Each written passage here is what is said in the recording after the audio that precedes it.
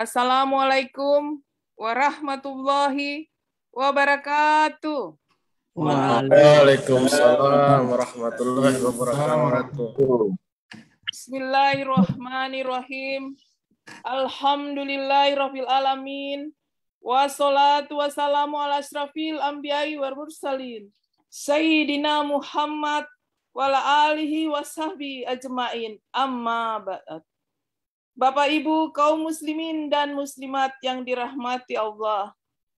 Sebagai hamba Allah, patutlah kita panjatkan puji dan syukur kehadirat Allah Subhanahu wa taala. Karena pada pagi hari ini kita bisa bertemu melalui virtual untuk keluarga besar Telkom Group. Adapun susunan acara pada pagi hari ini, yang pertama pembukaan, kedua pembacaan ayat suci Al-Quran, ketiga siraman rohani es booster, dan yang terakhir adalah kuis. Baiklah, kita menginjak pada acara yang kedua, yaitu pembacaan ayat suci Al-Quran, yang akan dibacakan oleh Haryati dan Sari Tilawah oleh Kana, yang akan membacakan surat Al-Baqarah ayat 208 dan surat Al-Imran ayat 112. Kepada Qori Haryati, kami persilahkan.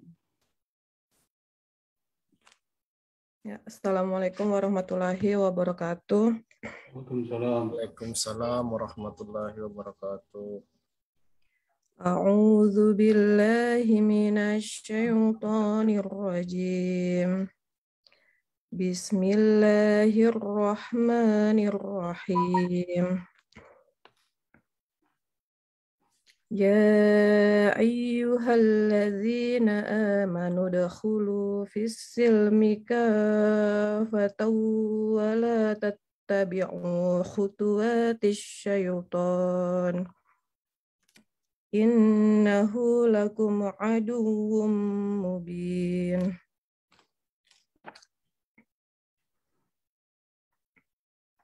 Duribat alaihimud dilatu aynama suqifu illa bihablim minallahi wa hablim minan nas. Wa ba'u bighadabin minallahi wa duribat alaihimul maskanah. Dzalika bi annahum kanu yakfuruna bi ayatillahi wa yaqtulunal anbiya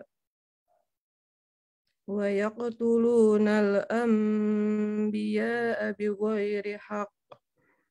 Dzalika bima 'asaw wa kanu ya'tadun. Shadaqallahul azim. Aku berlindung kepada Allah dari godaan setan yang terkutuk. Dengan menyebut nama Allah yang Maha Pemurah lagi Maha Penyayang.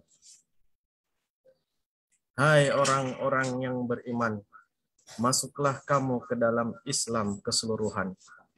Dan janganlah kamu turut langkah-langkah syaitan. Sesungguhnya syaitan itu musuh yang nyata bagimu. Quran Surah Al-Baqarah ayat 208. Mereka diliputi kehinaan di mana saja mereka berada, kecuali jika mereka berpegang kepada tali agama Allah, hablum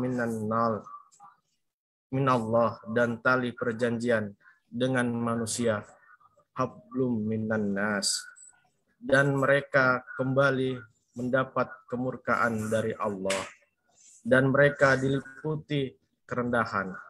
Yang demikian itu karena mereka kafir kepada ayat-ayat Allah dan membunuh para nabi tanpa alasan yang benar. Yang demikian itu disebabkan mereka durhaka dan melampaui batas. Quran Surah Al-Imran ayat 112.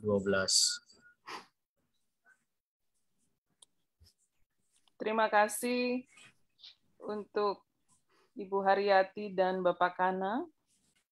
Bapak Ibu kaum muslimin dan muslimat yang dirahmati Allah, tibalah kita pada acara selanjutnya, yaitu Spirit Booster pada pagi hari ini dengan tema Spirit Muslim Kafah, yang akan disampaikan oleh Ustadz Profesor Dr. Rusli M. Sos, SC. Untuk itu, kepada Bapak Ustadz Prof. Dr. Rusli kami persilakan.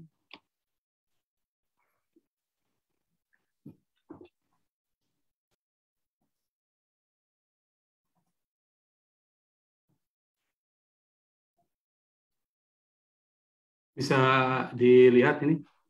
Bisa, Pak. Iya. Assalamualaikum warahmatullahi wabarakatuh. Waalaikumsalam warahmatullahi wabarakatuh. Alhamdulillah, salatu wassalamu ala Rasulillah, Sayyidina Muhammad ibn Abdillah wa alihi wa sahbihi wa ma ba'd, yang sama-sama kita hormati dan muliakan Bapak Ikhwan Muhammadiyah sebagai manajer di PT Telkom, para senior yang ada di PT Telkom, seperti Pak Haji Mahyudin dan kawan-kawan, dan para pegawai di PT Telkom serta hadirin yang hadir dalam pengajian online pada pagi hari yang berbahagia ini. Yang pertama, saya mungkin mengucapkan terima kasih masih diberi kesempatan untuk bisa berbagi ilmu, berbagi pengalaman terkait dengan tema yang sangat luar biasa ini. Saya pikir ini silabus yang luar biasa, yang berbicara tentang konsep yang sangat luar biasa, yaitu tentang Muslim Kafah atau Spirit Muslim Kafah, yang menjadi silabus pertama di bulan Januari, materi pertama di bulan Januari silabus PT Telkom. Yang menarik bahwa Muslim Kafah ini adalah satu konsep yang sangat ideal ya, yang memang ada dalam Islam, yang bahkan saya pikir tidak mungkin kita itu bisa mencapai kepada satu derajat sebagai Muslim Kafah. Karena memang Muslim Kafah ini kalau dalam bahasa sufistik, bahasa tasawuf disebut dengan insan kamil, orang yang paripurna dan sempurna.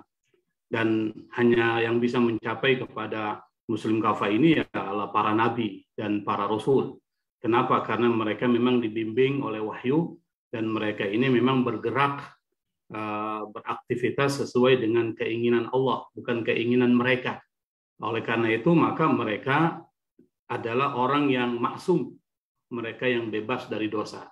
Tetapi kita memang diperintahkan Allah untuk meneladani para nabi dan rasul, terutama Nabi Muhammad SAW. Kenapa? Karena dalam diri mereka ada uswah, ada teladan, yang kalau kita ikuti maka kita akan mendapatkan kesuksesan. Jadi kita sudah diberikan sampel. Kalau ingin sukses ya ikut Nabi. Ikut apa yang dilakukan oleh Nabi. Memang Nabi sempurna, tetapi kita yang tidak sempurna itu ada satu kaidah yang sangat penting dalam ajaran agama kita, ma la yudroku kullu, la yudroku kullu. Kalau kita tidak bisa mencapai yang sempurna, bukan berarti meninggalkan yang sempurna itu. Kita tetap bisa bergerak untuk mencapai kepada tingkatan yang sempurna. Apakah itu 50%, 60%, 70%, sampai 80%, sampai 90%. Kenapa Allah memerintahkan kepada kita, fattaqullaha mastata'tum. Bertakwalah kalian kepada Allah semampu kalian. Artinya Allah tidak akan membebankan kepada kita sesuatu yang berada di luar kemampuan kita. Jadi semua syariat yang Allah turunkan itu pada dasarnya adalah sesuai dengan kapabilitas dan kapasitas kita sebagai manusia, tetapi memang dalam pelaksanaannya seringkali antara kita itu berbeda-beda. Baik perbedaan dalam niat, perbedaan dalam kualitas, maupun perbedaan dalam kuantitas. Tetapi kita diperintahkan untuk selalu konsisten, istiqomah, dan terus memperbaiki. Karena menjadi muslim itu adalah orang yang selalu memperbaiki hidupnya setiap saat. Dan pernah dikatakan bahwa orang yang sukses itu adalah orang yang hari ini lebih baik dari hari sebelumnya. Jadi setiap hari harus menjadi orang yang baik. Nah, ada dua konsep penting di dalam tema kita yang sangat luar biasa ini, yaitu Yang pertama muslim dan kafah. Karena muslim kita tahu itu berasal dari bahasa Arab, dari kata Islam. Islam itu adalah satu kata benda dari kata aslama yuslimu Islam. Yang dari kata Islam itu menjadi pelaku atau disebut dalam bahasa Arab disebut dengan isim fa'il namanya muslim. Jadi kata aslama Islam itu artinya penyerahan diri kepada Allah Subhanahu wa taala. Maka dari zaman Nabi Adam sampai zaman Nabi Muhammad itu semuanya adalah Islam. Ajaran di bawah adalah ajaran Islam. Teologinya teologi tauhid. Syariatnya memang berbeda-beda sesuai dengan kondisi masyarakat dan kondisi geografis yang ada di dalam perjalanan peradaban manusia itu sendiri. Tetapi kata muslim itu adalah satu konsep umum yang berarti orang yang memasrahkan dirinya kepada Allah disebut dengan muslim. Nah, ditambah kata kafah. Kata kafah dalam bahasa Arab itu artinya adalah bersifat menyeluruh atau total. Jadi penyerahan kepada Allah itu harus total, harus menyeluruh, tidak terpisah-pisah, tidak parsial. Artinya apa? Semua keinginannya, semua perilakunya, semua ucapannya, semua pikirannya itu memang diarahkan kepada keinginan Allah Subhanahu wa taala. Jadi bukan keinginan kita, tapi keinginan Allah. Sulitnya kita sebagai manusia karena Allah sudah berikan dua potensi. Potensi baik dan potensi buruk. Fa'alhamaha fujuraha wa taqwaha. Dalam Al-Quran jelas Allah mengilhamkan kepada diri kita itu sifat baik dan sifat buruk. Tetapi Allah mengatakan qad aflaha man zakkaha, orang yang membersihkan dirinya dari sifat buruk maka dia beruntung, kata Allah. Dan kita disuruh memilih itu. Tetapi Allah juga mengatakan wa qad khaba man dassaha, merugi bagi orang yang memang mengotori jiwanya. Jadi hidup ini adalah pilihan. Kita ingin milih yang mana? Kalau kita ingin milih jalan kesuksesan, maka ikuti apa yang diajarkan oleh Allah Subhanahu wa taala dan apa yang dibawa oleh Rasulullah sallallahu alaihi wasallam dalam tuntunan syariatnya. Nah, itu makna dari muslim kafah. Jadi kalau kita artikan secara keseluruhan, apa itu muslim kafah? Muslim kafah itu adalah seorang yang memasrahkan dirinya secara total kepada Allah Subhanahu wa taala disebut dengan muslim kafah. Nah, kalau kita sulit dianggap sebagai muslim kafah, kenapa? Karena mungkin tidak total, mungkin 10%, 20%, 30% kepada keinginan Allah Subhanahu wa taala. Sisanya mungkin keinginan kita, kepentingan kita, emosi kita. Nah, beda dengan para nabi dan rasul yang memang mereka diciptakan oleh Allah, semuanya adalah untuk menjalankan apa yang menjadi keinginan Allah Subhanahu wa taala. Nah, yang kedua, kalau kita analisis dari perspektif tafsir Al-Qur'an, mengapa muslim kafah ini menjadi penting untuk kita pelajari, penting untuk kita teladani dan penting untuk kita implementasikan dalam kehidupan kita. Karena yang pertama, konsep muslim kafah itu terkait dengan konsep sukses. Konsep sukses itu adalah sesuatu yang kita inginkan dalam kehidupan kita. Orang Islam itu tidak hanya sukses dunia, tapi juga sukses akhirat. Nah, beda dengan orang-orang yang tidak beragama, yang anti Tuhan, mereka hanya hidup untuk dunia, tapi bukan untuk akhirat.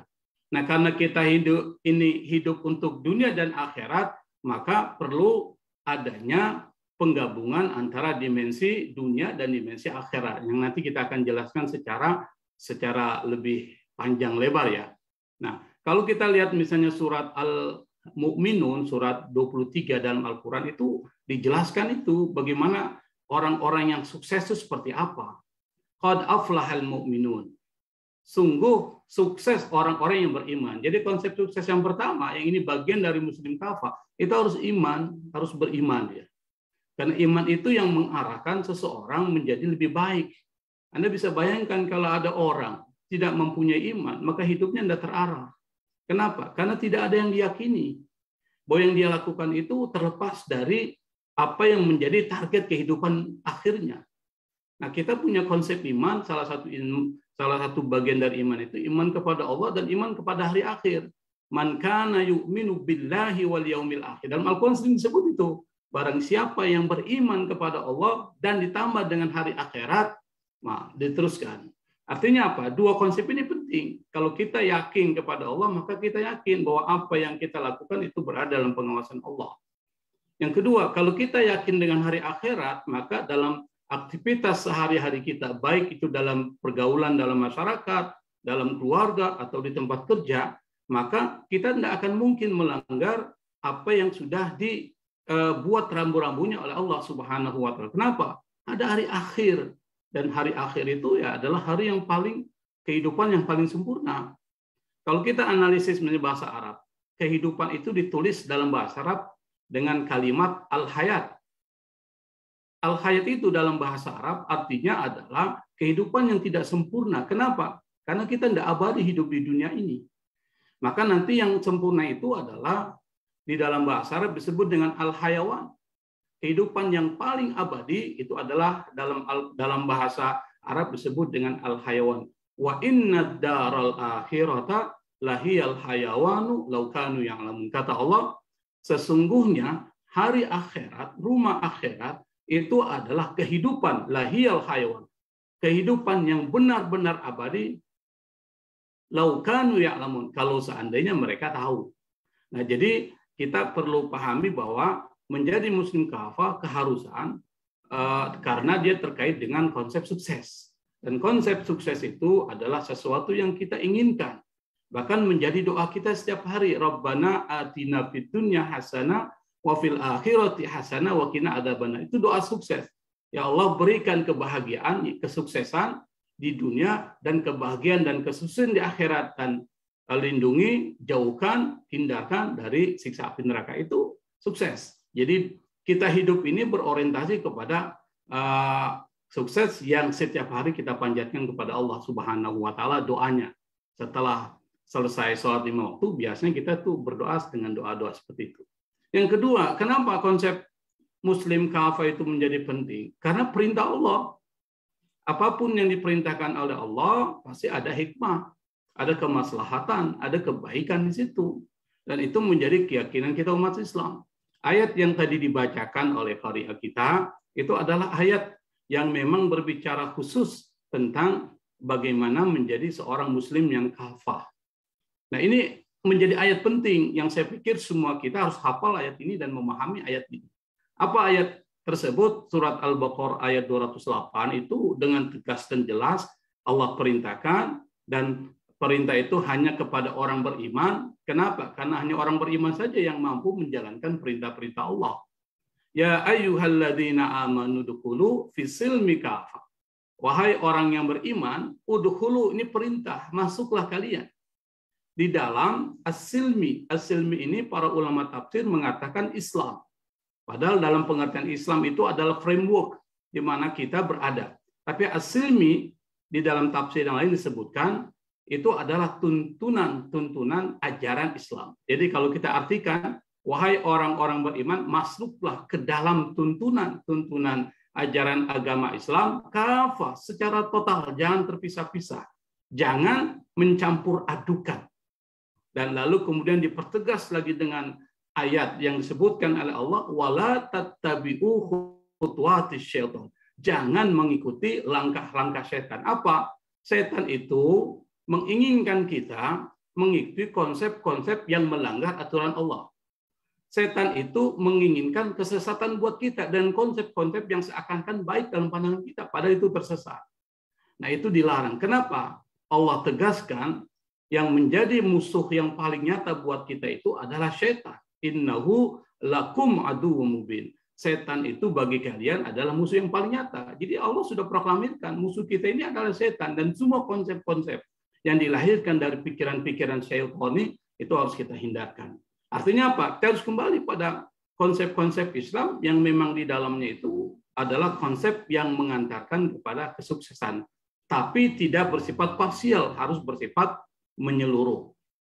Dan ayat ini kalau kita lihat kepada tafsir Al-Quran, sebab nuzulnya itu kan berbicara tentang ada beberapa orang Yahudi yang masuk Islam, tapi dia bilang sama Rasul, ya Rasul, apakah bisa kami tetap menjalankan apa yang ada di dalam Taurat dan tetap menjalankan syariat-syariat yang ada dalam Yahudi? Apa kata Rasul?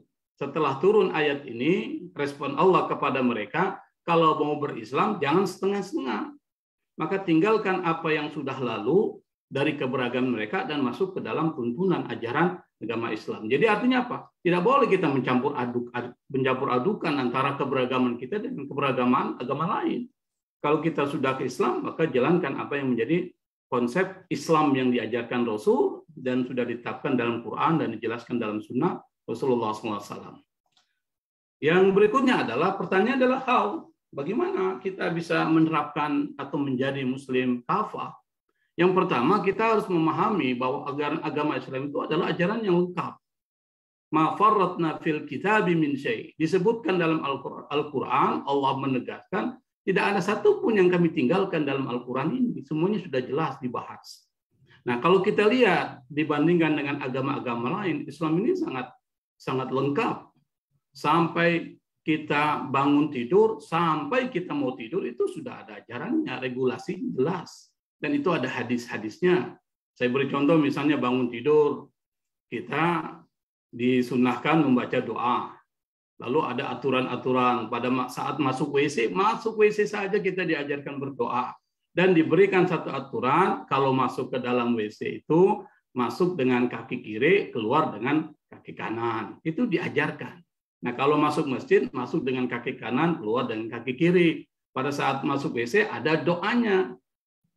Dan doanya itu dikaitkan dengan apa yang sebenarnya ada di dalam WC itu. Di dalam WC itu banyak, kalau dalam bahasa hadis itu, banyak jin-jin yang berada di situ. Maka kita berlindung minal khubuthi wal khaba'is, dari jin, baik jin laki-laki yang jin yang buruk dari laki-laki maupun perempuan, itu ada doanya.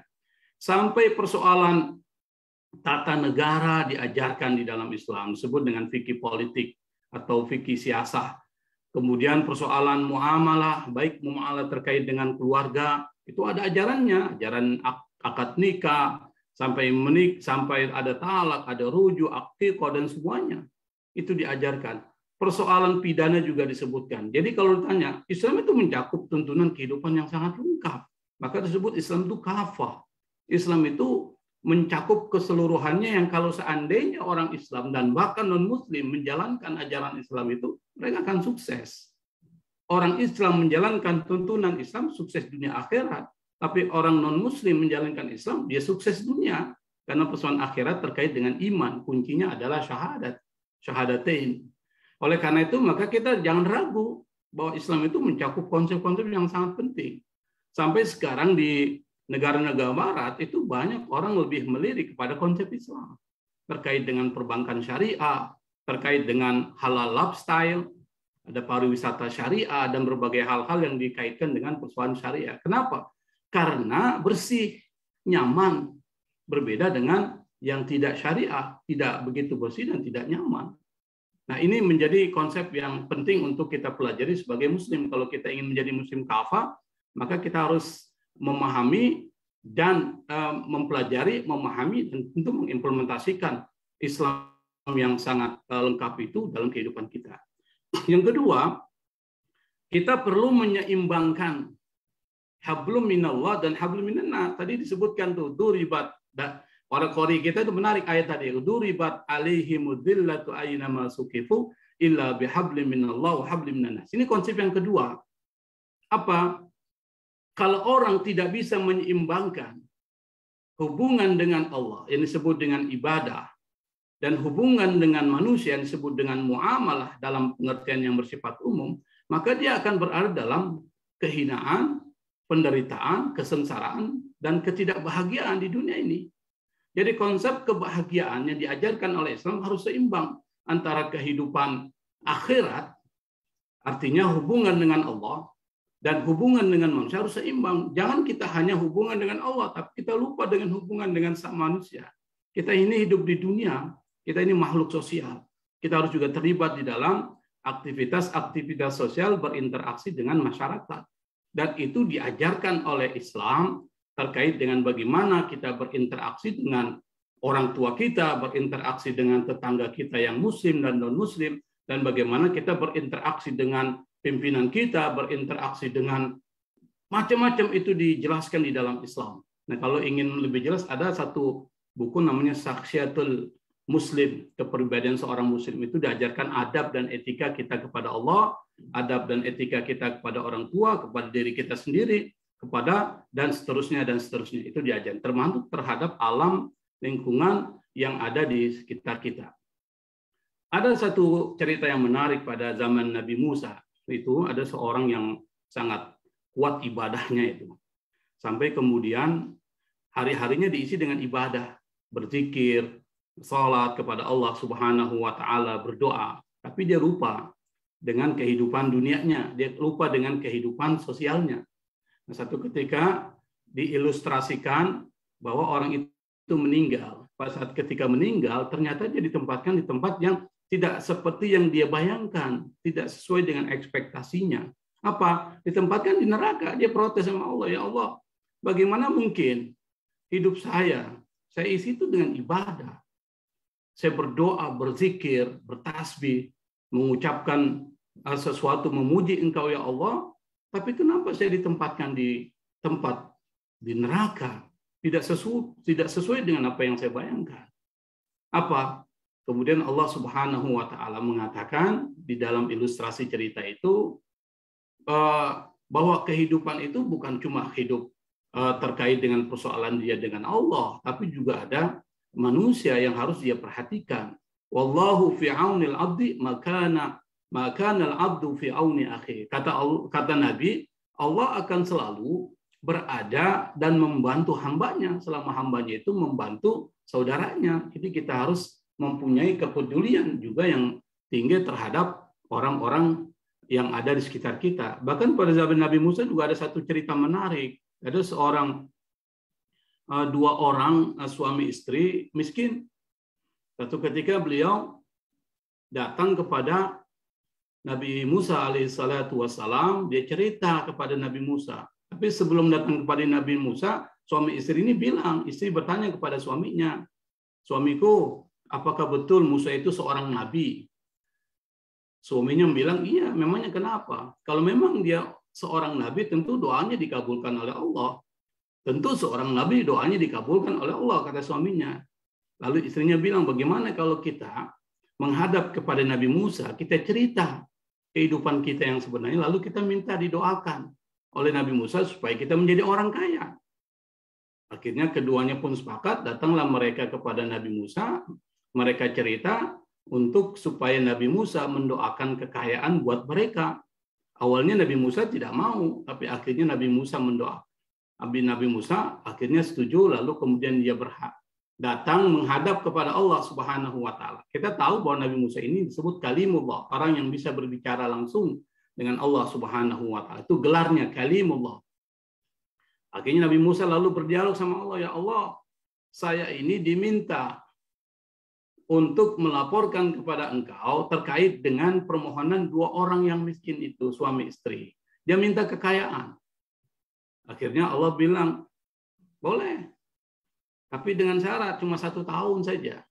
Jadi Allah akan memberikan kekayaan kepada mereka, cuma durasi waktunya 1 tahun. Lalu Nabi Musa kemudian setelah mendapat informasi dari Allah, dia datangi kedua suami istri itu, lalu dia bilang, Allah mengabulkan doamu, permohonanmu, tapi hanya cuma 1 tahun. Kedua orang tua itu bilang, ya enggak apa-apalah, yang penting kaya meskipun cuma 1 tahun. Akhirnya tiba-tiba dalam waktu yang sangat singkat, orang itu pun diberikan kekayaan melimpah oleh Allah Subhanahu wa taala. Nah, kedua orang tua ini, kedua suami istri ini lalu dia bilang, suaminya kepada istrinya, dia bilang, istriku, kita ini kan sekarang sudah jadi kaya, banyak harta yang kita punya. Bagaimana kalau kita bantu orang? Kita pernah merasa bagaimana susah jadi orang miskin. Kita bangun tempat-tempat penampungan buat orang-orang miskin. Orang-orang yang tidak punya rumah, homeless. Nanti kita berikan makan buat mereka. Akhirnya kehidupan mereka itu diisi dengan itu, memberikan pelayanan buat masyarakat. Memberikan makan, perlindungan kepada orang-orang miskin yang membutuhkan. Sampai berlalu 1 tahun, 1 tahun, 2 tahun, 3 tahun, dia tetap jadi orang kaya, nggak miskin-miskin, nggak kembali lagi miskin. Seperti yang disebutkan, cuma 1 tahun diberikan kekayaan. Akhirnya Akhirnya Nabi Musa lalu bertanya kepada Allah, ya Allah, gimana? Apa sebenarnya yang terjadi? Kedua orang itu pernah kau janjikan hanya 1 tahun kekayaan yang kau berikan kepada mereka. Tapi sampai 1 tahun lebih, hidupnya tetap menjadi orang kaya. Apa kata Allah? Memang awalnya begitu, tapi saya lihat kekayaan yang saya berikan kepada mereka ternyata itu digunakan untuk memberikan bantuan kepada orang lain. Dia telah melaksanakan tugasku. Jadi sudah menjadi kaki tanganku. Maka saya enggan untuk mengambil kekayaan dari mereka. Artinya apa? Allah Subhanahu wa taala senang akan selalu membantu orang yang peduli kepada saudaranya. Wallahu fi aunil abdi, maka nal abdu fi auni akhi. Allah akan selalu membantu hambanya selama hambanya itu membantu saudaranya. Maka Islam itu harus menyeimbangkan hablum minallah, hubungan dengan Allah baik, hubungan dengan manusia juga harus baik. Itu disebut dengan muslim kafah. Dan yang ketiga, harus menyeimbangkan aspek fisik, akal, dan spiritual. Karena kita ini punya 3 dimensi ini. Kita punya jasmani, kita punya mata, telinga, dan seterusnya, tubuh. Kita punya akal yang diberikan oleh Allah, dan ini potensi yang besar. Dan kita punya hati yang diberikan oleh Allah, dan potensi yang besar yang disebut dengan spiritual. Maka harus menyeimbangkan ini. Kalau kita cuma utamakan fisik, maka kita tidak ubahnya seperti binatang. Tapi kalau kita cuma akal, kita akan tersesat. Seringkali apa yang dipikirkan akal belum tentu seimbang dan sama dengan apa yang diinginkan oleh Allah. Dan juga kita harus menyeimbangkan spiritual. Kalau kita hanya melulu spiritual, lupa dengan fisik dan akal, maka kita menjadi orang seperti yang disebutkan tadi. Hanya ibadah tapi lupa terhadap kebutuhan fisik kita. Dan banyak hadis Nabi yang pernah saya ceritakan pada pertemuan sebelumnya, bagaimana Nabi mengkritik orang-orang yang ternyata ketika bertemu dengan Siti Aisyah, dia tanya apa yang menjadi akhlak Nabi. Lalu dia jelaskan, Nabi ini seperti ini. Sampai mereka mengatakan, kalau Nabi saja yang sudah dijamin masuk surga, masih seperti itu, maka saya berjanji, kata sahabat yang pertama, saya akan setiap hari sholat malam, tidak tidur-tidur. Yang lalu bilang, saya akan puasa setiap hari. Dan yang ketiga, saya tidak akan pernah menikah. Sampai Nabi kritik, saya ini adalah orang yang paling bagus di antara kalian, yang paling baik, karena saya Nabi. Tapi saya berpuasa, saya juga berbuka.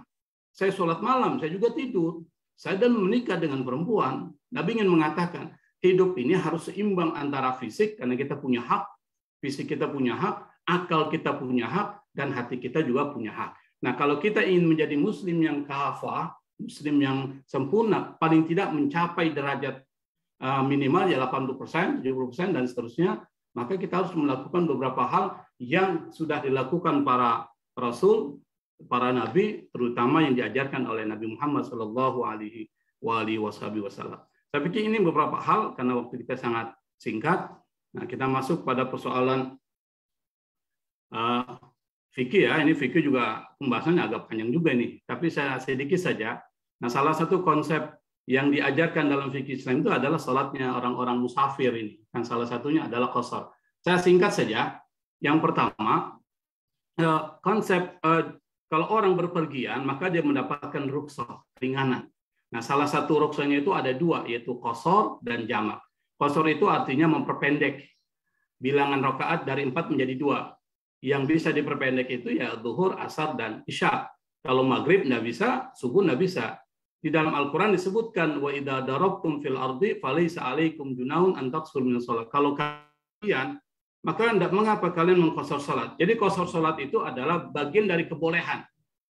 Tetapi Nabi mengatakan seperti yang disebutkan oleh pertanyaan Abu Ya'la kepada Umar ketika ditanya ayat tersebut, bagaimana itu ada ayat sementara kita ini kan sudah aman, tidak seperti dalam kondisi yang sangat tidak aman. Kita sudah aman.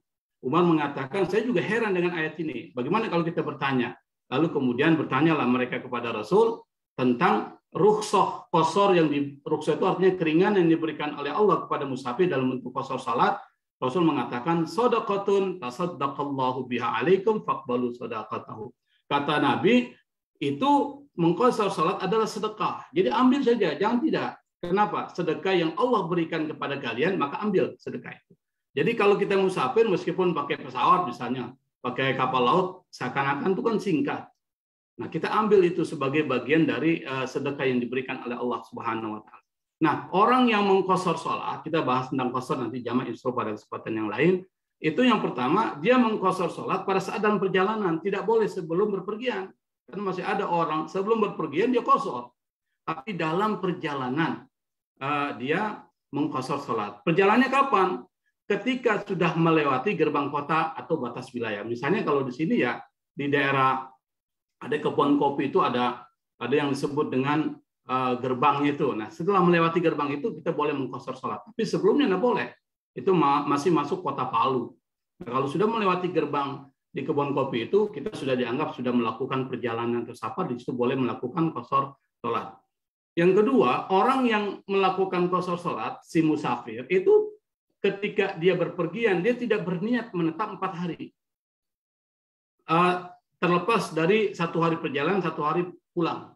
Jadi 4, kalau dia bilang, saya nanti pas di Poso, saya mau menetap 4 hari saya di Poso, maka dia berlaku bukan menjadi orang yang musafir atau qashar sholat, tapi menjadi orang yang menetap di tempat itu. Kenapa? Karena dia berniat. Tapi kalau seandainya dia berniat kurang dari 4 hari, saya nanti kalau sampai di Poso, saya hanya cuma 2 hari saja atau 3 hari, maka dia boleh mengqashar sholat dari 4 menjadi 2 rakaat. Tapi kalau seandainya dia berpergian, dia tidak tahu berapa lama dia menetap di kota itu.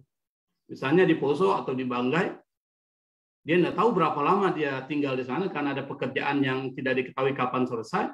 Maka Nabi mengatakan dia dapat mengqashar selama 18 hari. Selain 2 hari keberangkatan dia pergi ke Banggai, atau dia pulang dari Banggai, itu tidak dianggap. Tapi 18 hari dia bisa mengqashar salat di tempat di mana dia menetap di situ melaksanakan sesuatu yang dia tidak tahu kapan dia akan selesai. Nah, yang terakhir saya singkat saja, orang yang musafir kalau mengqashar salat, dia tidak boleh bermakmum kepada imam yang mukim yang menetap situ. Kalau misalnya imam yang mukim salat asar 4 rakaat, kalau dia bermakmum dengan imam yang menetap di situ, maka dia harus 4 rakaat bersama dengan imam. Tidak boleh mengqashar, dan itu ada hadisnya. Tetapi bagaimana kalau yang jadi imam itu orang yang musafir? Boleh. Yang makmum itu bukan orang musafir mungkin. Imamnya musafir misalnya. Tiba-tiba ada makmum datang sholat bersama dengan imam yang melakukan perjalanan. Imam melaksanakan 2 rakaat. Si makmum ini setelah melaksanakan 2 rakaat, dia harus bangun lagi. Dia tambah menjadi 4 rakaat. Ya, kalau kebalikannya yang tidak boleh. Nah, saya pikir itu terkait dengan persoalan yang sering kita laksanakan berpergian, yaitu kita punya kesempatan sedekah yang diberikan Allah, yaitu melakukan qashar salat. Ini yang mungkin bisa saya sampaikan dalam waktu yang sangat singkat, pendek. Mudah-mudahan bisa memberikan manfaat. Wallahul musta'an. Assalamualaikum warahmatullahi wabarakatuh. Waalaikumsalam warahmatullahi wabarakatuh. Terima kasih Pak Ustadz Prof. Rusli. Bapak Ibu, kaum muslimin dan muslimat yang dirahmati Allah, dari apa yang telah dipaparkan oleh Ustadz tadi, mungkin ada hal-hal yang belum jelas atau ada hal-hal yang dipertanyakan sesuai topik, kami persilahkan. Mungkin Pak Waris atau Pak Ikhwan, kami persilahkan. Biasanya Pak Haji Mahyudi dulu, tapi karena sudah dipersilakan. Siap. Baik, Pak Ustadz Prof. Rusli, sehat-sehat, Prof. Alhamdulillah Pak Ikhwan. Saya Waris, Pak Prof. Pak Waris ya, silakan. Ya, makasih banyak, Prof. Ini saya dengar katanya sudah bertugas di Jakarta, Prof. Ya? Belum, masih di Palu, belum. Dalam proses saja. Oh iya, alhamdulillah. Ini pun walaupun di Jakarta kan tetap bisa online ke kami kan. Prof, ya. Insya Allah masih, ya, insya Allah. Ya, mungkin Pak Prof menanggapi tadi yang disampaikan mengenai Islam secara kafah, Prof ya. Jadi dia mengatakan bahwa Islam itu sudah sempurna, gitu. Bahkan hal-hal yang terkecil sampai kita ke kamar mandi pun juga diatur sama Islam. Tapi di kalangan yang lain ada yang mengatakan Islam itu tidak mengatur sampai sedetail-detail sesuai dengan spesifikasi pekerjaan. Misalnya dalam akuntansi, Islam mungkin tidak sampai mendalam, tidak sampai mengatur bagaimana sih perhitungan EBITDA, CAPEX begitu. Nah, artinya mungkin Islam mengantarkan sesuatu hal yang lebih detail mungkin ya Pak Prof. Mungkin ada penjelasan lebih lanjutnya begitu Prof terkait Islam secara kafah. Terus terkait yang fikih tadi Prof, ini kayaknya paling sering ini. Saya juga baru tahu tadi kalau ternyata kalau pada saat kita safar itu kita tidak dianjurkan atau tidak dibolehkan berimam kepada imam yang ini ya, yang mukim gitu. Tapi kalau apakah kita ini Prof, ini saya mendengar juga kalau kita melaksanakan sholat secara qashar pada saat kita musafir itu lebih utama yang mana Prof? Kita menyempurnakan sholatnya kita, artinya tetap sholatnya itu normal 4 rakaat duhur, 4 rakaat asar. Karena memang ya kita safar tapi tidak ini juga Prof, tidak padat-padat juga kegiatan. Misalnya kita pelatihan ke Makassar. Makassar pun kan juga sudah jelas jadwalnya. Pas pelatihan juga disiapkan waktu sholatnya gitu, waktu sholat zuhur dan asar. Itu lebih utama yang mana sebenarnya Prof? Sehingga kita juga tidak mau dibilang sombong karena tidak mau menerima sedekah dari Allah tadi. Gitu. Mungkin itu Prof, 2 hal dari saya. Sebagai pembuka, silakan teman-teman lain juga untuk berdiskusi. Ya, makasih Pak Prof. Silakan Pak Ustadz Rusli untuk dijawab dulu ya, sambil menunggu pertanyaan yang lain. Ya, terima kasih Pak Waris, pertanyaan yang bagus ya. Saya pikir memang ada sebagian, bahkan Ustadz juga pernah mengatakan Islam itu tidak sempurna.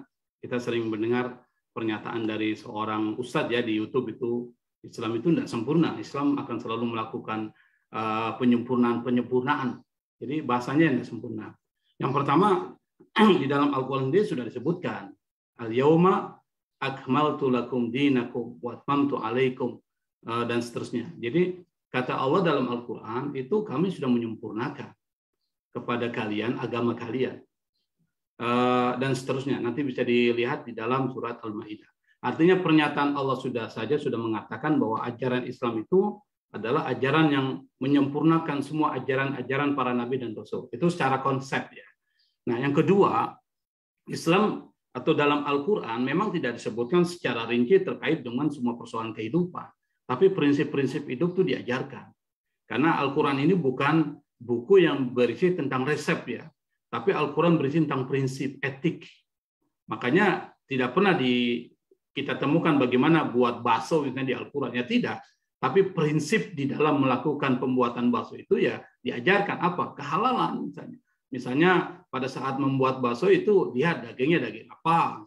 Lalu kemudian prosesnya seperti apa. Itu dijelaskan secara umum dalam Al-Quran yang dirinci oleh Nabi Muhammad SAW sebagai mufassir awal. Sebagai penafsir awal, Nabi menjelaskannya itu disebut dengan hadis. Maka kalau kita tanya terkait dengan semua aktivitas kehidupan kita, itu semuanya ada dasarnya. Ada dasar yang tertulis, ada dasar interpretasi. Jadi menginterpretasikan dalam bahasa, kalau kita belajar Islam, misalnya studi Islam, ada yang disebut dengan kias, analogi. Analogi itu bagian dari metode hukum Islam. Para ulama banyak menganalogikan hal-hal yang tidak terjadi pada masa Nabi, masa sekarang, lalu dikiaskan, lalu kemudian ada hukumnya. Nah, karena kias ini adalah model interpretasi, maka kemudian antara masing-masing ulama itu berbeda-beda dalam melakukan interpretasi. Maka muncullah perbedaan fikih, maka muncullah madhab. Jadi madhab ini adalah satu konsekuensi dari pemahaman terhadap teks-teks suci. Maka kalau orang cuma mengaku satu madhab, berarti dia tidak mengerti tentang Islam. Itu intinya. Apalagi sampai mengatakan madhab saya yang lebih bagus. Dia tidak ngerti tentang Islam. Karena semua madhab itu punya dasarnya. Madhab Hanafi, madhab Maliki, Syafi'i, Hambali, dan madhab lain yang diakui secara muktabar, baik epistemologi dan sejarahnya, itu punya dasar yang sangat kuat di dalam melakukan reasoning, legal reasoning, jadi penalaran hukum. Oleh karena itu, maka kita mengatakan secara prinsip, itu Islam sempurna. Dia punya dasar-dasar yang memang bisa kita terapkan dalam kehidupan kita. Dan kita bisa akui itu dalam aktivitas kita. Semuanya dibahas itu dalam Islam. Sekarang apa yang tidak dibahas? Itu dibahas ya. Apa yang kita lakukan sehari-hari itu dibahas. Meskipun tidak secara spesifik, tapi semuanya ada dasar yang bisa kita jadikan pedoman dalam melakukan aktivitas. Sampai tidur aja kita diajarkan bagaimana tidur yang baik. Dan itu mempunyai korelasi dengan kesehatan. Sampai kita berjalan, diajarkan bagaimana berjalan yang baik. Sampai kita, semuanya, kalau saya jelaskan itu tidak selesai itu. Karena ada bukunya juga, ada adabul muslim, itu diajarkan. Maka menjadi orang muslim itu kita bersyukur. Karena apa? Makanya banyak orang masuk Islam. Karena Islam itu menjawab semua persoalan. Kata orang-orang mu'allaf itu, kita tanya, kenapa bisa masuk Islam? Semua pertanyaan-pertanyaan saya dulu sebelum muslim, itu ada jawabannya dalam Islam. Itu luar biasa. Nah kita ini yang sudah Islam dari lahir seharusnya mempelajari Islam betul-betul. Karena di situ loh konsep sukses banyak ditawarkan oleh Islam. Nah, karena kita ini kan hidup penuh pertentangan antar kebaikan dan keburukan, dan setan tidak akan pernah lelah ya menggoda kita, maka seringkali kita dibuatlah penyamaran jangan melaksanakan syariat Islam. Kenapa? Karena itu bisa banyak hal-hal yang mudorot yang bisa timbulkan. Ini kan bisikan-bisikan dari orang-orang yang tidak menghendaki, dan tentu bisikan-bisikan dari setan yang tugasnya memang seperti itu. Jadi itu jawaban saya Pak Waris. Yang kedua, terkait dengan persoalan mana yang harus kita pilih. Kalau saya pribadi dan banyak juga para ulama menganjurkan, kita pilih apa yang Allah berikan. Yang disebut dengan rukhsah. Jadi bukan berarti, saya kan bisa itu. Kan tidak jauh juga, tidak panjang gitu. Saya bisa, seperti puasa misalnya. Saya bisa tidak berpuasa, saya bisa berpuasa. Sholat, saya bisa langsung sholat 4 rakaat. Tapi ingat, bukan soal itu. Allah sudah berikan sedekah, ambil. Kan di dalam Al-Quran itu disebutkan, di dalam hadis Nabi tadi disebutkan, shadaqatun tasaddaqallahu biha alaikum faqbalu. Shadaqatu, kata Nabi, itu sedekah yang Allah berikan, ambil. Jadi Nabi suruh ambil tuh. Nabi suruh ambil artinya bagian dari perintah juga ambil, jangan sampai tidak ambil, itu bagian dari sedekah. Bahkan pernah ada seorang sahabat bertanya, bagaimana balu al-musafir yusolli rakataini wa arba'an tamma al-muqim misalnya. Bagaimana terkait dengan orang musafir yang sholat 2 rakaat sementara orang yang mengikuti orang musafir tapi mengikuti imam yang muqim harus sholat 4 rakaat. Apa kata Ibnu Abbas? Katanya tilkah ya sunnah. Itu sunnah Nabi. Ikuti. Jadi artinya apa? Apa yang disebutkan oleh Nabi jalankan saja. Apa yang dibilang Nabi kita jalankan. Boleh nggak kalau saya mengitmamkan sholat menyempurnakan 4 rakaat? Nggak apa-apa. Tetapi lebih bagus kalau kita rukhsah. Kita ambil qasar nih jadi 2 rakaat karena itu sedekah. Nah, saya pikir itu Pak Waris ya. Kalau memang masih ada yang dipertanyakan saya persilakan. Saya Prof, terima kasih Prof cukup menjawab. Ya. Terima kasih Pak Waris. Oke. Ada yang lain? Terima kasih Ustadz atas jawaban tadi. Sedikit Ustaz. Pak Iwan. Tadi dikatakan kalau kita mau jamak itu enggak boleh ikut sama imam yang ini ya Ustaz ya, yang setempat. Nah, kalau kosor Pak, kosor. Oh ya, artinya kalau yang biasanya kita lakukan Ustaz, kalau pas lagi duhur kita ikut berjamaah, kemudian kasarnya sendiri kan begitu. Jadi karena kita ingin dapat pahala juga berjamaahnya, namun di asarnya itu baru kita 2 rakaatkan. Jadi yang duhurnya 4 rakaat, kemudian di asarnya 2 rakaat. Yang pertama itu seperti apa. Yang kedua, saya itu Ustaz diberikan kemudahan yang mana kalau misalnya kalau kita berjalan jauh itu kan salat itu kan kalau bisa dijamak dan dikasarkan. Tapi kalau puasa itu kalau kita juga berjalan jauh juga sepanjang kita mampu tetap puasa yang wajib. Nah saya itu Ustaz ini kadang-kadang kalau saya lagi berpergian saya selalu menjamak kasar 4-2 misalnya 2 asar. Tapi manakala waktu asar datang terus saya ada waktu, saya salat lagi. Apakah itu boleh apa tidak Ustaz seperti itu? Makasih.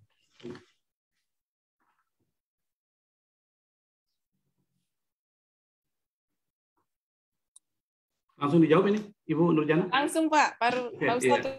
Ya, makasih. Pertama, ini memang banyak yang kita alami sehari-hari nih terkait dengan sholat musafir, dan saya sering sekali itu mendapati juga pertanyaan-pertanyaan seperti ini Pak Ikhwan, karena memang ini yang kita hadapi setiap saat ya, apalagi kita mobilitasnya tinggi ya, sering berpergian. Nah memang kalau seandainya kita misalnya dalam berpergian lalu mampir di satu masjid, ada sholat zuhur misalnya, sholat zuhur, kita ilustrasinya begitu Pak Ikhwan ya, mampir di tempat masjid pada saat sholat zuhur, berarti ada sholat jamaah di situ. Yeah. Gimana, bisa nggak kita bergabung? Boleh. Kita bergabung boleh, tetapi tidak boleh dikosor, ikut 4 rakaat. Itu namanya kalau kita bermakmum dengan imam yang mukim, yang menetap di situ, kita tidak boleh kosor sholat, tetapi dia harus lengkapi sama dengan jamaah. Lalu setelah selesai, baru kita mengkosor sholat kita, jamak namanya. Jadi sholat asar yang nanti akan datang, kita tarik, namanya jamak takdim. Jamak itu nanti kita akan bahas nanti, pembahasan berikutnya. Kita gabungkan dengan waktu zuhur yang sudah kita laksanakan.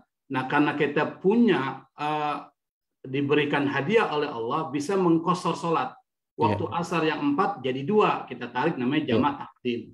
Kalau kita niatkan usolli, misalnya kalau dalam bahasa Indonesia, saya sholat asar 2 rakaat jamak takdim. Jadi takdim itu dahulukan. Karena Allah SWT. Kalau kita ada jamaah yang lain yang sama-sama safar, kita bikin jamaah juga yang kedua. Nah, itu bagus begitu. Nah, itu boleh, enggak apa-apa. Memang udah begitu. Memang begitu. Yang enggak boleh kalau kita bermakmum, imamnya imam mukim yang 4 rakaat, kita jadi 2, itu enggak boleh. Kita harus ikut sama dengan mereka. Boleh jadinya. Jadi sholat zuhur itu tersendiri karena kita tidak kosor. Nah, sholat asar kita jamak namanya. Tapi jamaknya dikosor, namanya jamak kosor. Namanya jamak takdim. Itu banyak. Nah, itu saya lakukan juga kalau saya mampir di masjid, masih ada orang sholat, saya seperti itu juga.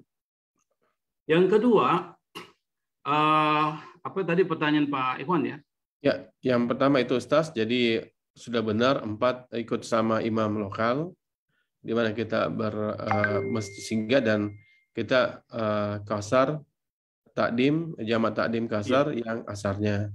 Yang kedua Ustaz, saya biasa itu sudah saya lakukan 4 dan 2.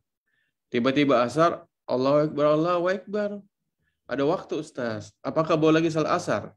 Bisa, tapi sholatnya bukan sholat pada saat itu Pak. Namanya sholat kita qadha aja. Sholat qadha asar. Tidak.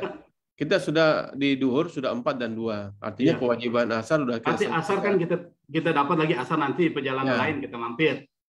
Kita tidak boleh sholat 2 kali dalam satu ini. Nah, tetapi kalau kita mau sholat asar, boleh, tapi niat sholat asar kan, kita namanya qadha. Mungkin dulu kita masih muda kan, kita tidak tahu juga kan. Mungkin pernah kita sholat tidak pernah sholat asar misalnya. Kita qadha di situ. Boleh. Jadi bahasanya bukan sholat yang kedua, karena tidak ada 2 sholat di dalam satu waktu kan, tetapi kita bisa sholat asar, niatnya adalah qadhaan. Tapi kita jamaah dengan mereka. Kenapa qadha? Kita ini pasti enggak full sholat kita Pak dalam hidup kita. Pasti itu. Saya yakin, apalagi kalau anak nakal ya, masih mudanya nakal itu kan biasanya sholatnya jarang. Saya nakal Ustaz dulu. Tapi lebih nakal Pak Mahyudin kayaknya. Kalau Pak Haji Mahyudin lebih nakal lagi saya lihat. Itu sisa-sisa nakalnya masih kelihatan. Nakal-nakal. Artinya itu bisa Pak Ikhwan. Kalau bisa tambah-tambah terus boleh. Misalnya Bapak sudah sholat itu, tiba-tiba ada jamaah lain datang. Bapak sudah sholat asar kan? Ada jamaah, diajak Pak. Bisa nggak kita sholat jamaah, Bapak bantu saya?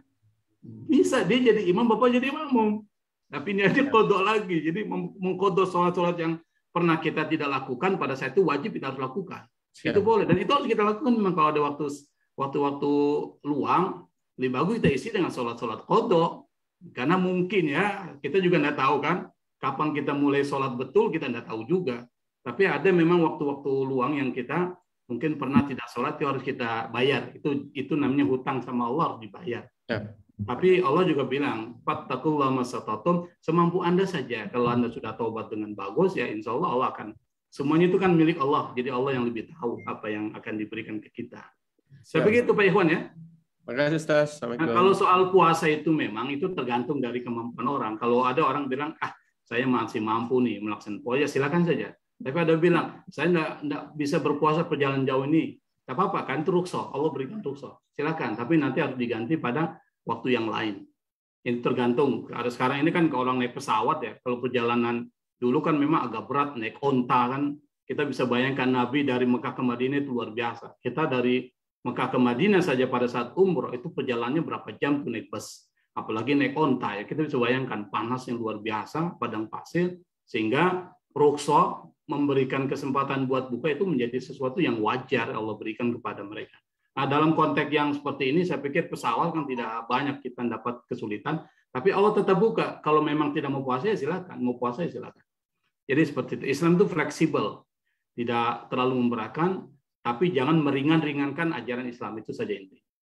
Saya pikir itu Pak Ikhwan ya. Mudah-mudahan bisa bermanfaat ini. Terima kasih Pak Ustadz Rusli. Mungkin saya satu Pak Ustadz. Silakan, Bu. Yaitu bagaimana sih kita memaknai kafah itu sendiri, karena beberapa rujukan itu ada mengatakan Islam kafah itu harus bersumber Quran dan hadis. Ada juga yang berpatokan Al-Quran, hadis, dan istihad atau ilmu. Ada juga merujuk hadis dan istihad. Dan banyak juga ulama-ulama yang meminta kita harus mencontoh Rasulullah Muhammad. Nah, kita seberapa persenkah hal itu yang kita lakukan, dan apakah kalau yang namanya musafir, kalau berpergian itu sudah dikatakan Islam kafah gitu? Yang pertama, semua yang Ibu sampaikan itulah Muslim kafah. Jadi kita pertama rujukan kita dalam bertindak itu merujuk pada Quran Sunnah. Itu satu. Contoh seperti jamaah tablik itu, apakah dia sudah dikategorikan Islam kafah? Di satu sisi kan dia meninggalkan keluarga, tapi dalam menjalankan syariah, contoh-contoh Rasulullah kan dia jalankan. Nah, apakah ada tingkatan nggak kafah ini? Atau bagaimana kita menjalankan sesuai kemampuan kita masing-masing dan kita dikategorikan atau diklaim sebagai Islam kafah itu sendiri? Demikian. Oke. Yang pertama, kita tidak mungkin menjadi Muslim yang kafah. Dari awal kita buat statement itu. Kenapa? Muslim kafah itu ya hanya milik para nabi dan rasul karena memang terbimbing wahyu. Tetapi di dalam kehidupan kita punya rujukan dalam bertindak, disebut dengan pedoman. Yang dalam Nabi pernah mengatakan, aku tinggalkan kepada kalian dua hal. Kalau kalian berpegang kepada itu, kalian akan pernah tersesat. Quran dan Sunnah. Jadi sumber rujukan kita dalam beraktivitas kehidupan kita itu dua, Quran dan Sunnah. Quran dan Sunnah tidak mungkin tidak dipahami oleh para ulama, Bu. Kita tidak mungkin langsung merujuk Sunnah, Quran dan Sunnah. Kita butuh bantuan. Siapa? Para ulama-ulama yang memang Allah sudah angkat disebut dengan warasatul anbiya, para pewaris Nabi. Maka mereka memahami Quran, maka muncullah kitab-kitab tafsir. Nah, tafsir itu banyak sekali. Kita memahami fikih, para ulama-ulama fikih mengambil dari Quran terkait dengan fikihnya dan seterusnya semua. Akhirnya kita menjadikan pandangan para ulama, termasuk para sahabat juga para ulama. Itu menjadi rujukan kita dalam bertindak. Tapi ingat, para ulama itu dalam memahami sesuatu itu berbeda-beda. Maka muncullah madhab. Nah, kita ada madhab. Ada yang madhab Syafi'i, ada madhab Hanafi. Silakan, masing-masing punya. Nah, ketika di dalam konsep Islam itu ada namanya konsep yang disebut dengan sholat musafir. Dalam sholat musafir itu, Islam tidak memberatkan. Dalam prinsip Islam menjadi muslim kafir tidak pernah memberatkan orang. Maka salah satunya yang adalah bagaimana pada saat ketika orang menghadapi kesulitan, itu Allah berikan kemudahan. Nah, salah satu bentuk kemudahan itu adalah dia qashar sholat, dia bisa qashar dan jamak sholat. Kalau ditanya apakah orang yang sudah menjalankan Islam itu disebut muslim kafah? Kalau dia menjalankan Islam dengan sebenarnya, dia menjadi muslim kafah. Tapi kalau dia menjalankan Islam sebagian bagian, muslimnya itu masih dalam artian tidak sepenuhnya. Makanya saya mengatakan kita ini masih belum muslim kafah. Kalau dipahami dalam artian Muslim yang benar-benar total menyerahkan diri kepada Allah dan melakukan sesuai dengan keinginan Allah. Belum. Tetapi kita disebutkan dalam Al-Quran, Allah perintahkan, pokoknya semampumu saja, kata Allah. Nanti Allah yang nilai. Karena Allah masukkan orang ke dalam surga bukan amal perbuatan kita. Dan itu sudah dikatakan Nabi. Sampai ada seorang sahabat, wala anta ya Rasul, engkau juga tidak masuk surga ya Rasul. Iya, saya tidak akan masuk surga dengan amal perbuatan saya, kecuali Allah memberikan rahmat dan kasih sayang kepada Allah, kepada kita. Jadi yang masukkan kita adalah kasih sayang Allah. Cuma untuk mendapatkan kasih sayang Allah, ikuti apa yang diajarkan oleh Allah dan Rasul-Nya semampu kita, Bu. Jadi kita tidak boleh memaksakan sholat malam gitu sampai kita tidak mampu. Ya sudah, 2 rakaat saja cukup. Sholat witir 3. Kita tidak mampu memang. Beda para nabi itu memang spiritnya beda. Spirit Muslim kafah kita itu adalah Muslim yang mencapai tingkat ideal. Kita berusaha untuk naik tahap demi tahap menjadi the better Muslim, menjadi Muslim yang lebih baik. Ya, insya Allah kalau memang Muslim kafah, wah luar biasa, karena citra ideal seorang Muslim itu harus ke sana. Tapi kita tidak boleh meninggalkan itu, tetap kita akan bergerak menuju target yang memang sudah disebut. Muslim kafah itu namanya al-muttaqin dalam bahasa agama, orang yang bertakwa itu. Nah, orang bertakwa itu dijelaskan Ibu dalam Al-Quran, itu rinciannya. Bisa nggak kita? Ya ada yang bisa kita lakukan, ada yang tidak.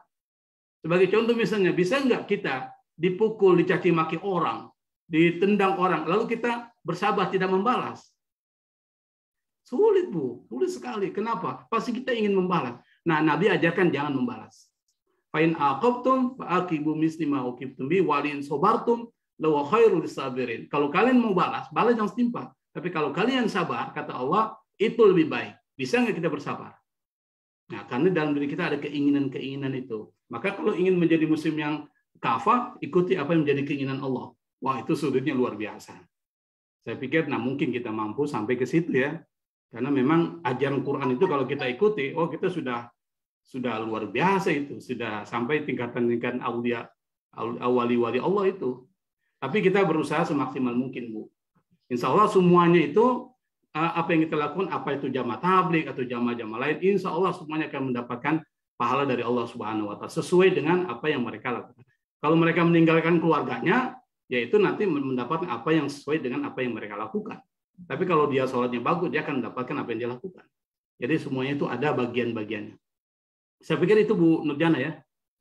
Terima kasih Pak Ustadz Rusli. Jadi intinya sesuai kemampuan ya Pak ya. Kemampuan kita. Ya. Mungkin satu lagi terakhir teman-teman. Saya Bu Haji. Silakan Pak Mahyudin Piu. Ya. Assalamualaikum warahmatullahi wabarakatuh, Ustaz.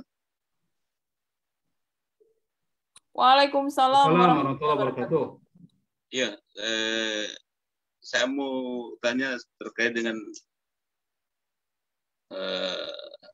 materi yang di silabus di surah Al-Baqarah ya tadi. Hablum minallah, hablum minannas, Allah tukifu dan gitu. Yang saya tidak memperpanjang lebar, cuma intinya saja. Padahal manusia itu kan hidup di alam semesta ini bukan cuma manusia saja, Pak Ustaz. Iya. Ada makhluk-makhluk lain, ada malaikat, ada binatang. Tapi kenapa yang ditekankan itu cuma hubungan manusia dengan manusia dan hubungan manusia dengan Allah, bukan hubungan manusia dengan alam sekitar. Bisa saja orang akan berpendapat bahwa yang ditekankan kan hubungan manusia dengan manusia. Makanya mereka bisa bertindak kasar terhadap hewan, Tapi yang kita tahu bersama bahwa di negara lain itu justru kadang-kadang hewan itu lebih diperhatikan daripada manusia, Ustaz. Ada satu kisah anjing yang sudah mau sekarat diambil sampai dibiayai oleh salah satu perusahaan agar dia bisa hidup dengan selamat, dan alhamdulillah itu sebegitu. Tapi dalam surat Al-Baqarah itu yang ditekankan itu cuma hubungan manusia dengan manusia dan hubungan manusia dengan Allah. Kira-kira apa yang menyebabkan sampai hanya hablum minannas saja, bukan hubungan manusia dengan alam sekitar? Makasih Ustaz. Assalamualaikum warahmatullahi wabarakatuh. Waalaikumsalam. Langsung saya jawab Pak Haji ya. Ya. Yang pertama, ketika bicara hablum minallah tentu bicara tentang bagaimana kita menaati apa yang menjadi aturan Allah. Itu satu. Nah, salah satunya adalah apa yang ada disebutkan dalam Al-Quran terkait dengan bagaimana kita berinteraksi dengan lingkungan, itu dijelaskan itu. Nah, di dalam Al-Quran jelas dhaharal fasadu fil barri wal bahri bima kasabat aydin nas dan seterusnya. kerusakan di muka bumi ini tampak karena manusia melakukan sesuatu terhadap alam lingkungan ini. Maka tidak heran kemudian pada saat ketika kerusakan itu muncul karena perbuatan kita, maka Allah membuat aturan-aturan. Salah satunya adalah bagaimana kita berinteraksi dengan manusia, berinteraksi dengan lingkungan yang ada di sekitar kita. Itu disebutkan itu. Termasuk ketika kita menyembelih hewan saja itu diajarkan. Pertama, pisaunya harus yang tajam. Pada saat ketika menyembelih hewan itu jangan dikumpulkan dalam satu tempat semuanya, sehingga itu bisa membuat hewan-hewan lain stres itu. Dan itu bisa mempengaruhi kualitas daging itu. Dalam riset pernah dilakukan. Yang ketiga, ketika menyembelih hewan, itu di tempat yang memang pada saat disembelih itu bisa langsung selesai itu hewan itu, jadi tidak merasakan sakit. Nabi mengatakan, fa'idza dzabhtum fa'ahsinu dzibha. Kalau kalian menyembelih, perbagus tuh, fa'ahsinu, kata ihsan.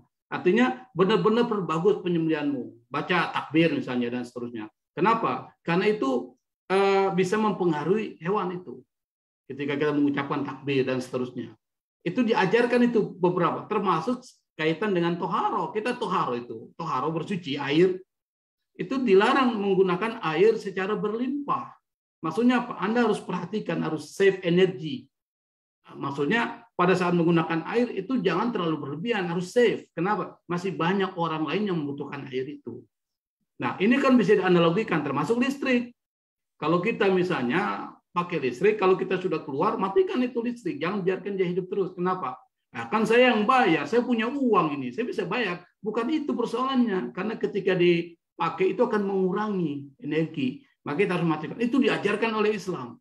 Nah, ada pemahaman kedua yang dimaksud dengan hablum minan nas, masuk juga di dalamnya makhluk-makhluk Allah itu. Ada pemahaman gitu. Hubungan dengan sesama manusia, masuk juga di dalamnya adalah, kalau manusia saja kita berbaik, termasuk juga hubungan yang lain. Jin. Kenapa nggak disebutkan jin? Karena jarang aktivitas kita itu berinteraksi dengan jin, Pak. Mungkin Pak Haji Mahyudin kalau berinteraksi dengan jin, saya nggak tahu juga. Jarang. Kita nggak pernah berinteraksi, berdagang dengan jin. Maka nggak disebutkan hablum minal jin. Karena jarang. Tetapi dia bagian dari makhluk Allah yang kita diajarkan itu oleh Nabi bagaimana berinteraksi dengan mereka. Jadi kenapa tidak disebutkan? Karena tidak penting betul loh. Kita tidak pernah menikah dengan jin, kita tidak pernah berinteraksi dengan jin dalam perdagangan, kita tidak pernah berinteraksi dengan jin dalam persoalan tata negara, maka tidak disebutkanlah. Tetapi bukan berarti Islam melupakan bahwa ada makhluk lain namanya jin yang dalam surah Al-Jin itu disebutkan itu dia punya rinciannya. Al-Jin, mana ada surat Al-Jin? Makanya kalau ada jin gini kita baca ini jin begini dan ada seterusnya itu dijelaskan. Dan kalau kita bicara hadis Nabi tentang masalah jin, itu ada beberapa cara-cara yang diperintahkan Nabi pada saat menghadapi jin. Jin ini kan seperti kita juga, ada yang muslim, ada yang nakal, ada yang kafir, ada yang mengganggu, dan sebagainya. Dan dia hidup. Disebutkan makanannya apa, itu dijelaskan. Makanannya itu kan dia tulang, misalnya kotoran-kotoran. Makanya kita pada saat ketika dia bertinggal di mana? Bertinggal di toilet, di tempat-tempat kita membuang hajat itu, atau di gunung-gunung, di hutan-hutan. Maka pada saat ketika kita di gunung, jagalah akhlak kita terhadap pada saat kita misalnya traveling ke gunung, ke hutan, itu disuruh jaga itu. Karena ada makhluk-makhluk Tuhan di situ. Itu diajarkan pada dalam hadis Nabi. Cuma memang tidak menjadi stressing point-nya nggak hablum minal jin, tapi hablum minan nas. Karena memang interaksi kita adalah khusus kepada manusia yang bagian dari yang kita hadapi setiap hari, setiap saat. Saya pikir itu Pak Haji Mahyudin yang mungkin bisa dipahami. Begitu Bu Nurjana. Baik, Masya Allah. Terima kasih Pak Ustadz Prof. Rusli. Mungkin ini sudah cukup ya teman-teman. Nanti kalau ada mungkin bisa di chat ke kami, bisa kami teruskan ke Pak Ustadz. Sebelum kita tutup atau melangkah ke acara selanjutnya, kita foto bersama dulu ya. Siap? Cheers. 1, 2, 3. Selanjutnya.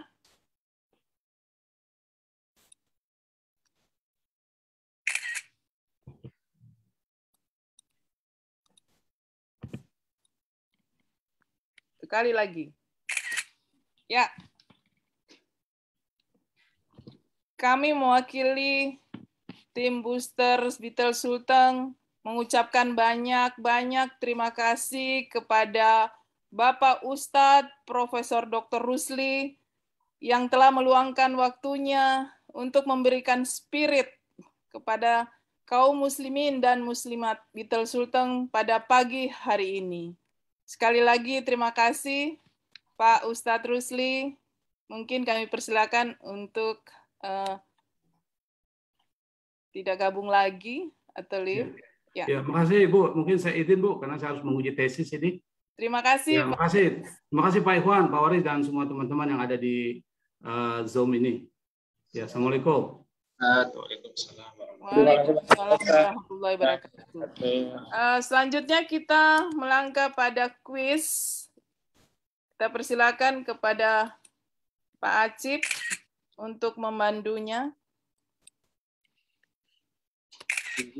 Ibu Nur. Zulfikar. Untuk PIC Games ke saya, Ibu Nur. Silakan. Oke, baik. Assalamualaikum warahmatullahi wabarakatuh. Jadi yang diikutkan game ini yang sudah absen ya, teman-teman. Waalaikumsalam warahmatullahi wabarakatuh. Waalaikumsalam warahmatullahi wabarakatuh. Ya, jadi seperti biasa di akhir acara ada games. Untuk games kali ini masih sama, yaitu spinner. Akan ada 3 pemenang yang beruntung. Saya izin share screen, Ibu Nur. Silakan.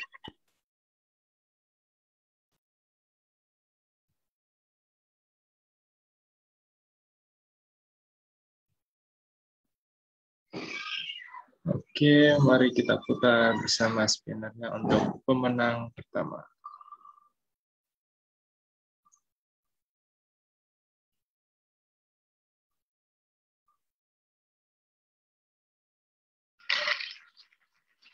Selamat kepada Nanda P. Untuk Nanda P, di mana adakah orangnya? Halo Nanda P. Hadir. Siap. Oke, kita lanjut ke pemenang kedua.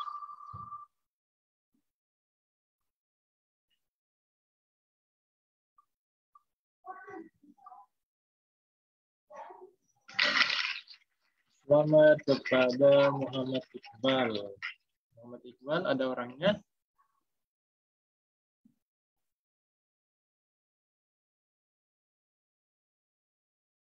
Halo, Muhammad Iqbal. Jika tidak ada, kita anggap zong untuk yang kedua. Hadir. Oke, siap. Kita lanjut yang ketiga.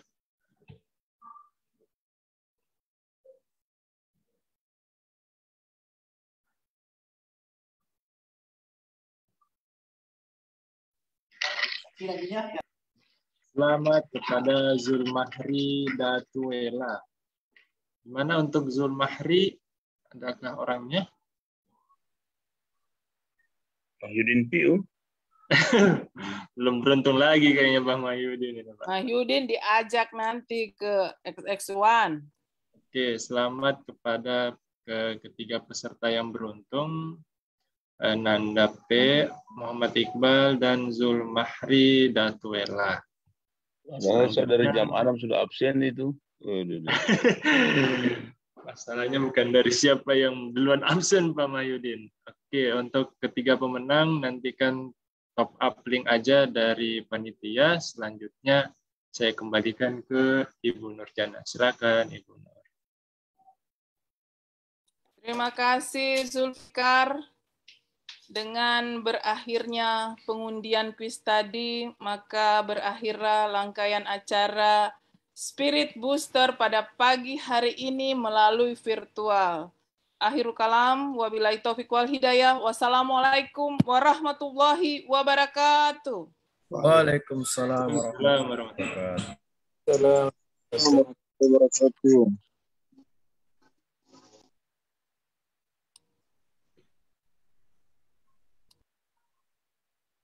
Terima kasih teman-teman yang bertugas, Bu Nur, Om Acip, Om Fikar, Om Kana, sama Mbak Hari ya.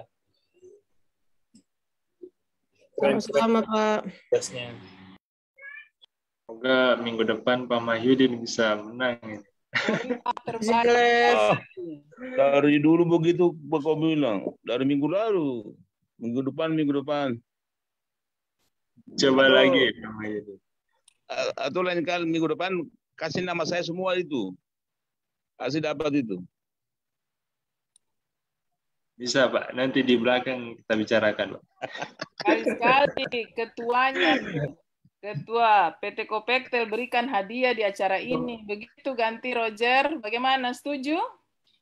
Boleh diganti namanya Pak Mahyudin semua, tapi hadiahnya dari Pak Mahyudin juga. Coba dari sana sumbang sedikit ke sini Pak Mahyudin. Nah ini baru saya mengajak Pak Mahyudin untuk menyumbang.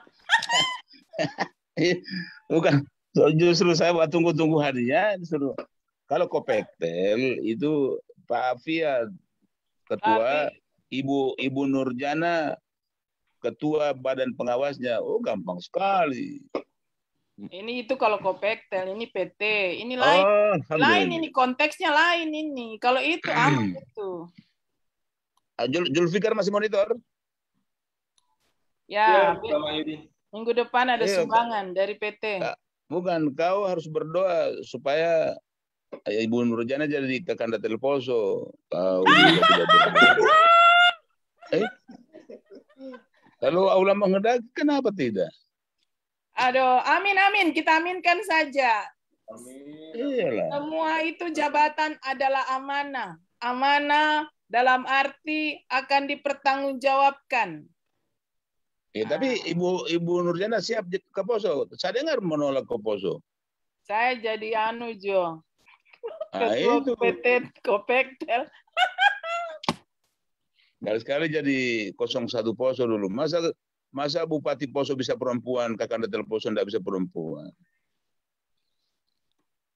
Semua ini kan atas izin Allah. Kalau Allah Amin. yang menghendaki ya bismillah. Saya akan tahajud rezeki hari 7 itu malam ini. Allah.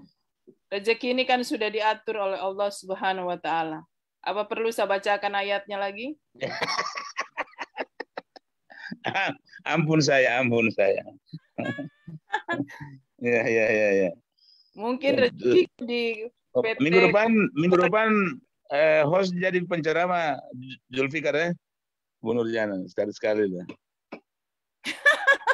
Nanti judul ceramah Bilkom yang baik.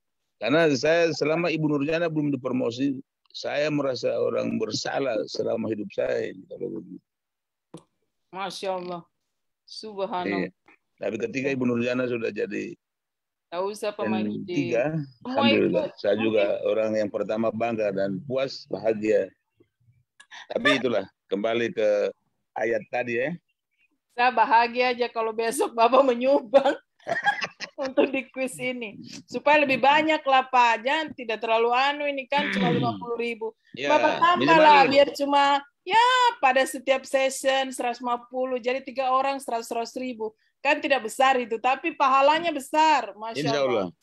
Iya, betul itu Pak Mahyudin. Kalau kuis dalam agama tidak ada pahala itu mendingan. Oh, ini kan tetap ada. Namanya kita memberikan, apalagi yang dapat orang-orang yang betul membutuhkan. Lillahi ta'ala pahala. Semua butuh, saya juga butuh.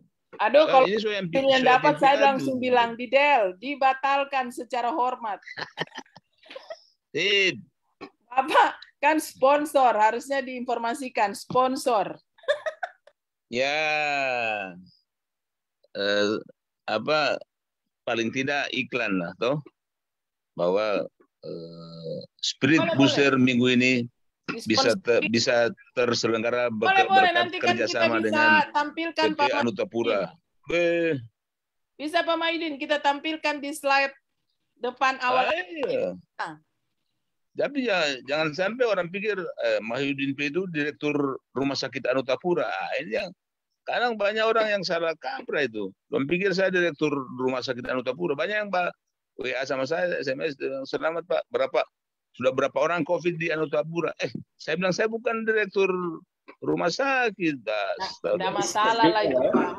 Malah alhamdulillah daripada Bapak dipikir direktur PT Maju Mundur, itu persoalan. Sesuatu banget itu kalau dikira direktur PT Rumah Sakit Anutapura. Itu sekarang kan ex-direkturnya Dr. Rene, sudah jadi wali kota. Jadi diaminkan saya, Pak.